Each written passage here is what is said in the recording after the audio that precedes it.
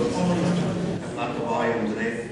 Anyway, I will call this meeting to order. And I just announced that we are starting at 3 o'clock. We have no times on any of the items on the agenda, so we're going to try to go through. We will take a break partway through, but we hope to conclude this all before the dinner break. We have no dinner order tonight. So, we won't have to get through a part and then wait for a little while. So I'm going to try that.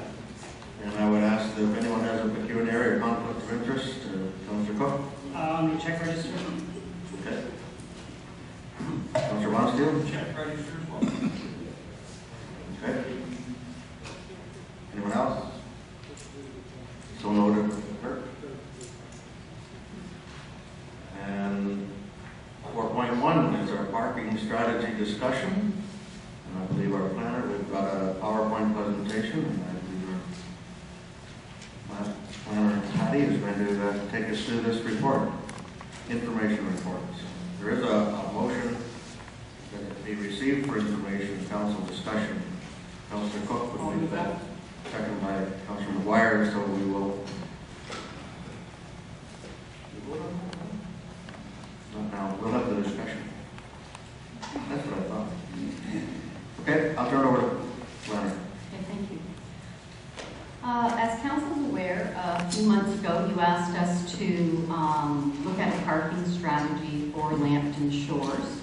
It has taken us some time to get back to council. However, today's discussion is intended to just initiate some thought and discussion with council. We've provided some options for council to talk about and discuss, and then possibly set some direction, whether it's today or at a later meeting, that we can come back with another report, more of an implementation report.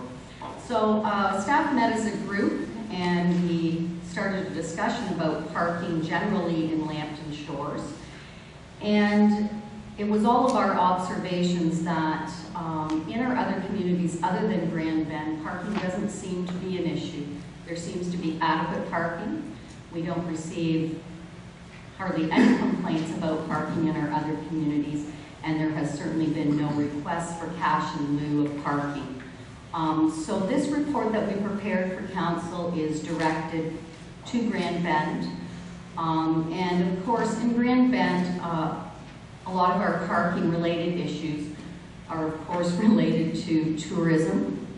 And they also occur during our peak tourism times, which is basically July and August. However, on the long weekends, on the shoulder seasons, we may also experience some parking issues. So we identified some key issues related to parking in Grand Bend, and you do have a copy of the staff report that's prepared. I've also given you a copy of my PowerPoint, and it's really just hitting on the main items out of that report. So we'll just go through the key issues that staff identified. So the first one is the primary parking complaints appear to be closely correlated to areas within a 5-minute walk to the beach access points. And this map shows in red basically a 5-minute walk to the beach, both Main Beach and South Beach. So a lot of our parking complaints occur within the red area. The pinker area is a 10-minute walk to the beach. The other key issues we identified was the need for new parking in locations which enhance pedestrian activity in our commercial areas. So we need to have more parking located close to our main commercial areas in Grand Bend in order to stimulate economic activity. Impacts on neighborhoods where free on-street parking is currently provided.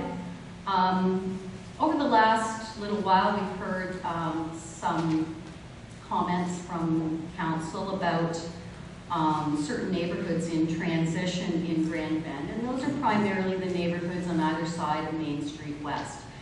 And most of our complaints, parking-wise, are generated in those neighborhoods. And so we're going to have a little discussion after I go through these items on the impacts in those neighborhoods and what we see as the solution to the impacts on those neighborhoods. parking and use conflict issues related to River Road boat launch. We identified a lot of conflicts on River Road, and we're going to go into some detail in this presentation on River Road. River Road parking, future configuration, metering, and user-friendly pedestrian accommodations. New sites for additional parking, particularly for large vehicles and RVs. Our parking fee structure and parking permits were an issue identified. Certainly signage has been identified on several occasions as a detriment or a parking-related issue in Grand Bend. Enforcement and customer service, of course, has come up on several occasions. Opportunities related to the application of cash in lieu parking revenue, and this is really where this whole conversation started about parking in Grand Bend, was concern over the cash in lieu application. Okay, so we established a study area to look at for parking-related issues, and basically it's Plan 24, Main Street East, and River Road and the adjacent neighborhoods there. So really old Grand Bend, we want to refer to it that way. So in the study area, there is 1,509 municipal parking spaces. Out of that 1,509, there are 662 metered parking spaces. There's 847 free parking spaces, and out of that 847 free parking spaces, 480 of those spaces are in the residential neighborhoods, generally located north and south of Main Street West. So that's on-street parking in those neighborhoods.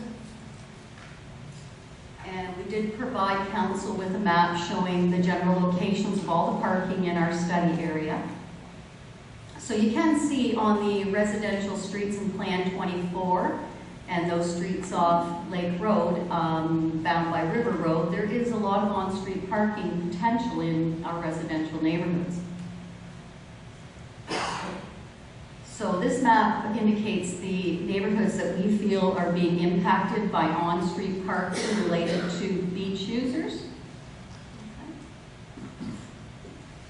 So over time we have heard complaints, and certainly I think that staff is aware and council is aware that the neighborhoods on either side of Main Street West are going through a transition.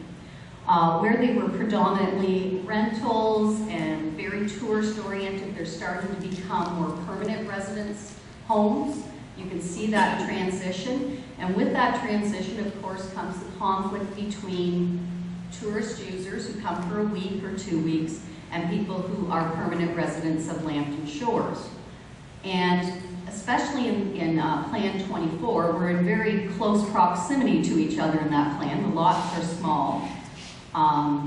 And so there's just not a lot of open space that would allow some separation between those conflicts.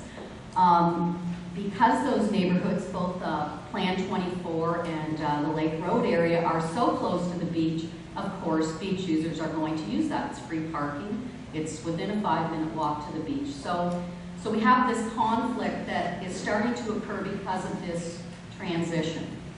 So staff are suggesting to council that we look at limiting or eliminating beach user parking in our residential neighborhoods on the shoulder of Main Street West. That we go to a permit parking pass for the residents that live in those neighborhoods and not allow beach users to park there. Okay, so if council decides that this is something that we want to entertain and look at, there's a couple things that go along with that. Okay, by implementing the parking pass just for residents in those neighborhoods, of course, we're eliminating a lot of beach user parking, and that's going to become an issue. So we're going to have to look for other opportunities to introduce beach or tourism-related parking. And we cannot start the implementation of the permit parking pass in our neighborhoods until we start obtaining other areas to increase our parking inventory. So we have to make up for that parking in the neighborhoods somewhere. We have to do that as we allow permit parking. We can't do